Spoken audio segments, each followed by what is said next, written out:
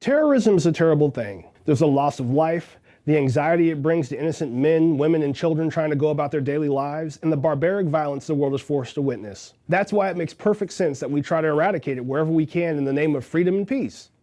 It's our moral obligation to protect those who cannot protect themselves. We fought Al-Qaeda, Al-Shabaab, and currently we're engaging ISIS on multiple fronts.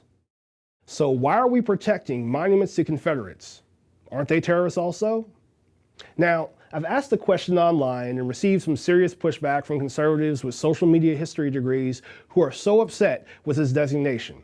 But I'm asking this question in all seriousness. Let me explain.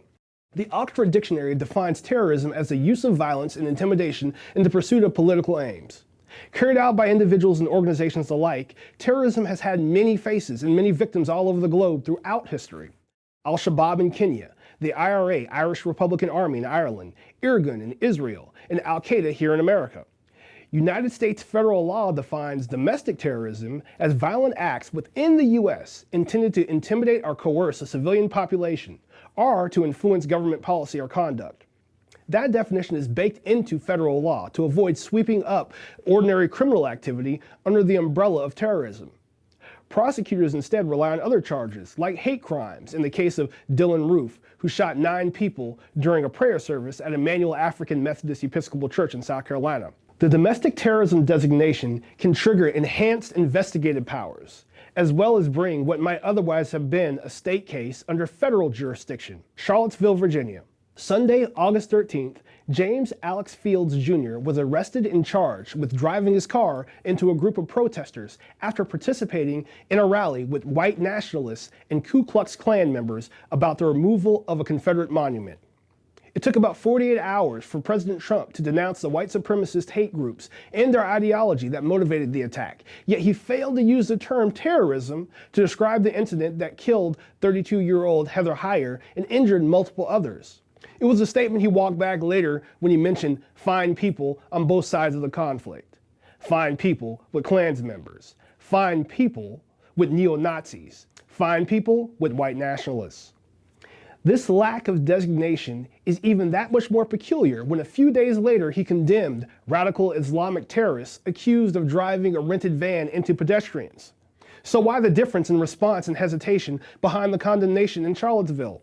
The same weapon was used in both attacks. The same methodology resulted in the same loss of life. Let's apply some logic and reason using the president's own words and examine the phrase, radical Islamic terrorism. Well, we've already defined terrorism, so that leaves us with radical and Islamic as being important modifiers for the word.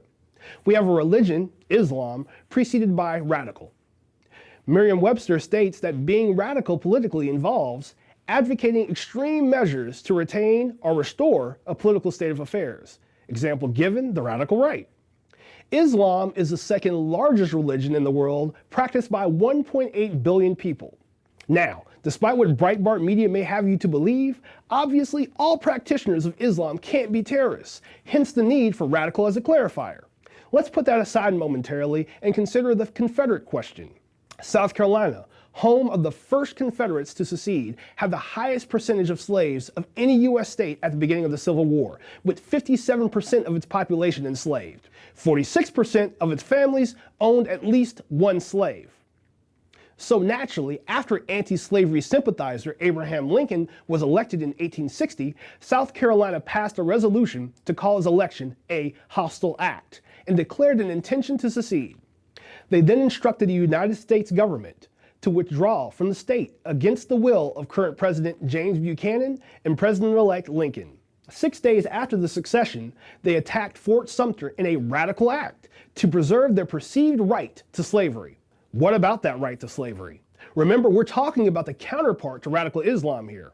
Enter radical Christianity. According to most Southerners, slavery was justified in the Bible due to slaves being cursed, descendants of Ham.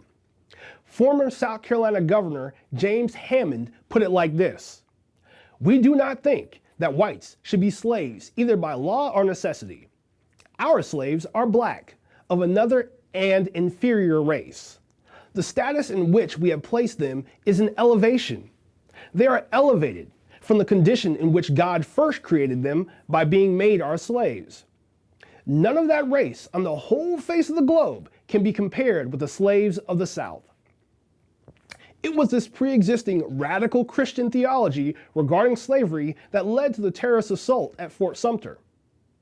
That rebellion spread throughout the South, forming the Confederate Caliphate that was ultimately defeated by Union forces, but only after 4 bloody years of conflict, during which the Confederates committed numerous atrocities, like the Great Hanging of Gainesville, where 41 suspected Unionists were hanged to death, or the Centralia Massacre, where Union soldiers on leave aboard a train were stripped, murdered, and maimed, or the Shelton-Laurel Massacre, where 13 Union sympathizers, including 3 children, were executed and dumped into a trench.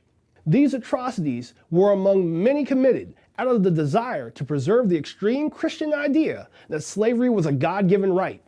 Now, if Black Lives Matter and Antifa attacked a military base, took over the state of Georgia, announced a withdrawal from the United States, and declared a war against the US government, we'd be doing a lot of things in response.